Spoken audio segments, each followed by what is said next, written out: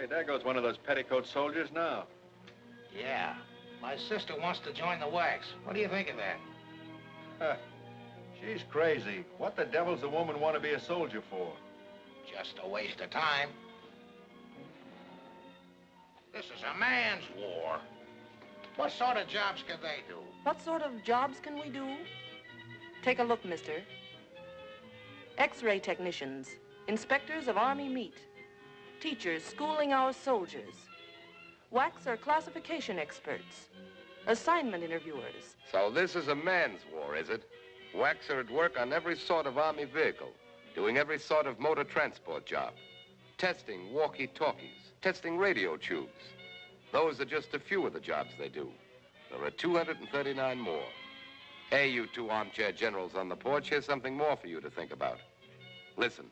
General Eisenhower said, in many jobs, WACs do the work of two men.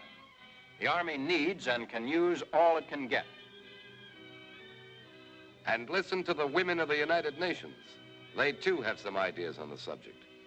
The English with their calm courage, the stalwart women of heroic Russia, the Canadian and Australian women, the women of China with their undying fortitude, and tens of thousands of American WACs. What are their ideas on the subject? Listen. We shall live up to the legends of our fighting men.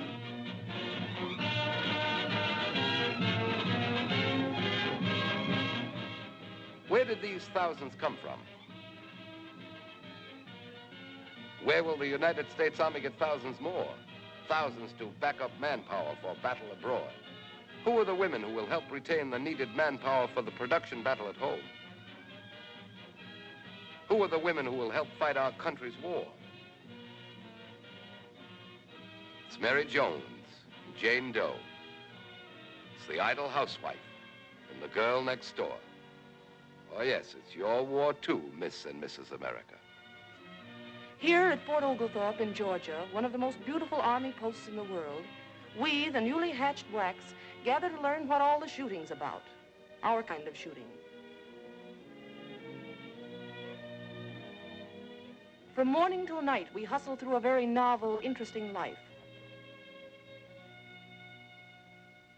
Not just classes and drill and duty, but all kinds of women's sports and recreation. We work hard and play hard.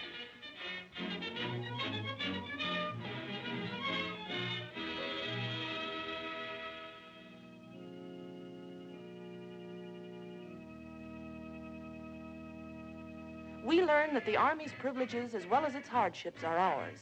We get furlough rates on trains, special prices at theaters, special life insurance rates.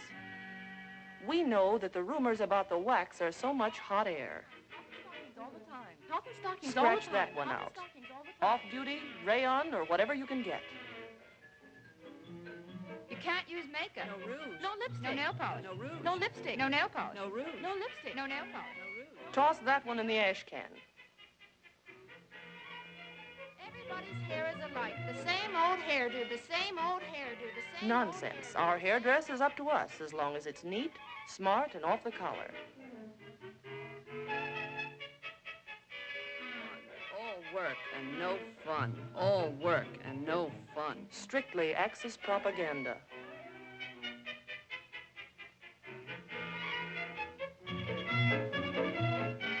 From WAC training centers at Fort Oglethorpe and at Des Moines, WACs go forth to Army posts, camps, specialist schools, air bases, to every part of the United States. Savannah, St. Louis, Newport, Baton Rouge, Seattle, Santa Barbara. To Washington, our nation's capital, come hundreds of WACs, many to be stationed in the famous Pentagon building and attached to the combined chiefs of staff. WACs are entrusted with tasks involving the utmost secrecy. Here, the important work of decoding messages whose information must be carefully guarded and transcribed with perfect accuracy.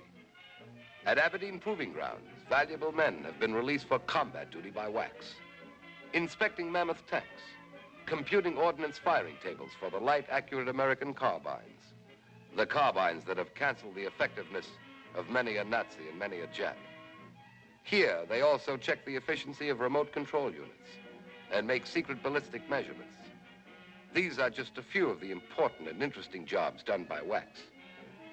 At air bases here and overseas, women soldiers perform over 25 technical jobs. War jobs now, but civilian careers later on. We are in the machine shop, in the repair shop. We rig the parachute. We guide our flyers home. Altitude 5,000 feet, 5000. Request landing instructions. Mitchell Field Tower to Army 3131. Circle field twice at 3,000 feet. Let me in, will you? I've got a heavy date tonight. Keep your chute on, Lieutenant. Field won't be clear for 5 minutes. Potential American pilots are taught blind flying by our WACs. They are taught to handle night raids over Europe and the Black Pacific, taught to navigate safely through black space, loaded with hidden peril. Thousands of WACs volunteer for overseas duty, eager to serve in the actual theater of operations, the goal toward which they've worked and trained.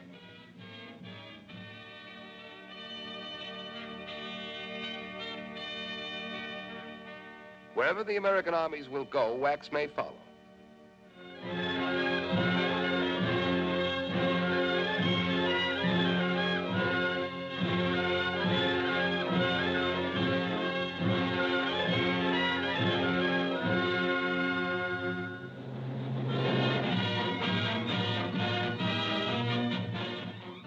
Women have proven their definite value in England, in North Africa, in Algiers, in New Caledonia, India, and Egypt.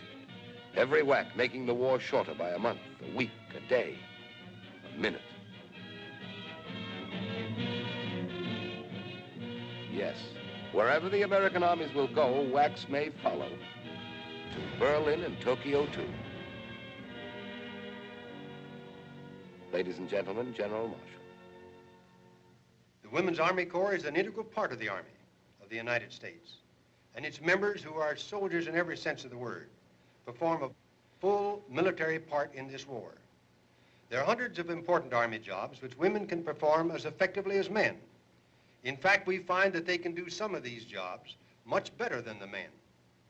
As more and more American soldiers engage the enemy in combat, women must replace them at overseas bases and at posts in this country. In view of the urgency of the situation, enlistment in the military service should take precedence, in my opinion, over any other responsibility except imperative family obligation.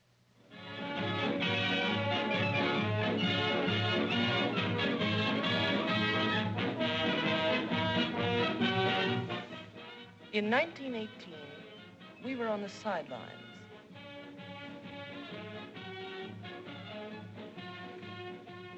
When the war has been won, the women in the Army will march shoulder to shoulder with the men in the great victory parades that will celebrate the return of peace to the world.